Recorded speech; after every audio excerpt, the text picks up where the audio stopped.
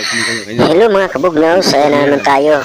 Maglalakad naman at ikot-ikot sa balon na dati ko pinag-iiban. Since 1990 hanggang 2002 bago ko napadpad sa Manila at ngayon nagbakasyon ako dito. Sariwain ko natin yung balon na dati ko pinag-iiban. Diyan ako kumukuha ng inumin. Napakalamig yun guys, akala mo na sa refrigerator. Napakalinis yan, akala mo lang mo pero napakalinisan kasi yan dumadali ang tubig dyan. Yan ang mga bata naliligo. Alam mo, swimming pool, may naglalaba. Yan ang naglalaba yan. Napakalinaw ng tubig yan guys, oh. Tingnan mo. Kasi yan, akala mo stevia yan, kaya yan umaagos yan. Unahan o may agusan dyan. Kaya yan running water. Pero nag-high tide yan. Pag mataas ang dagat, parang bata naliligo dyan. Yan, may naliligo ng mga lalaki, oh.